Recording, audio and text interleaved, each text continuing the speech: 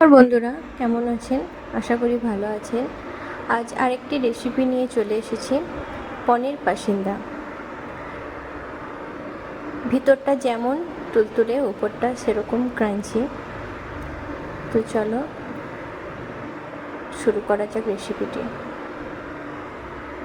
এখানে কয়েকটা গাজর নিয়ে নিয়েছি, 4টে মতো নিয়েছি। এগুলোকে সরু সরু করে কুচি করে নেব, একদম ছোট্ট ছোট্ট করে নেব। এখানে পনির ছোট্ট ছোট্ট করে পাতলা পাতলা করে পিস করে নিয়েছি। তার মধ্যে এখানে একটা পুরের মতো এটা ছিল গাজর, বাদাম কুচিটা, কিছুটা গাজর কুচি, কিছুটা পনিরকে ম্যাশ করে নিয়ে নিয়েছি, আর অল্প একটু চিনি, অল্প পরিমাণে গুঁড়ো চিনি। তারপর এটাকে মিশিয়ে রেখে দিয়েছিলাম। তো এটা 5 মিনিট মতো রাখলেই হবে, তাতেই চিনিটা পুরো মেল্ট হয়ে যাবে।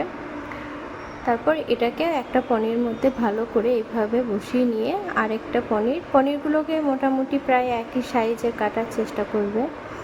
তারপর একটা বসিয়ে এইভাবে আমি রেখে দেব। এভাবে বাকিগুলোকে সাজিয়ে রেখে দেব প্রথমে, তাহলে সুবিধা হবে একটু।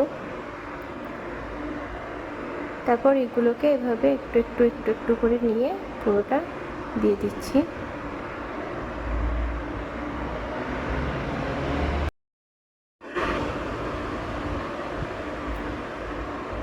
এভাবে সবগুলোকে আমি করে নিয়েছি। তারপর একটা কড়াইয়ে তেল নিয়ে নিয়েছি। গ্যাসটা জ্বালিয়ে নিয়ে তেলটা একটু গরম হতে টাইম দেব। তেলটা গরম হয়ে গেলে এখানে একটা ব্যাটার বানিয়ে নিয়েছি।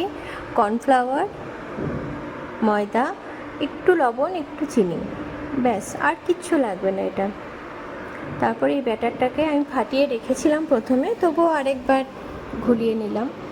এর মধ্যে যেন কোনো শক্ত দানা না থাকে, পুরো একদম মসৃণ করে বানাতে হবে। তারপরে ওইগুলোকে নিয়ে, ওই যে পনিরের করে রেখেছিলাম ওটা নিয়ে ব্যাটারে চুবিয়ে তারপর এটাকে তেলে দিয়ে দিচ্ছি।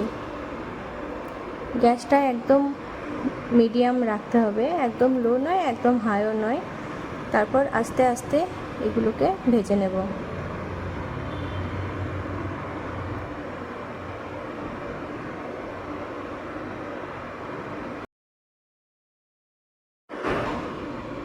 অল্প অল্প করে নাড়িয়ে দিলাম, পাশ থেকে একবার উল্টিয়েও দিলাম। তারপর এইভাবে একটু ব্রাউন ব্রাউন হলে তখন এর পাশে আরেকটা দিয়ে দিচ্ছি, কারণ হয়ে যাবে, এখানে তেল অনেকটা আছে যেহেতু আমার।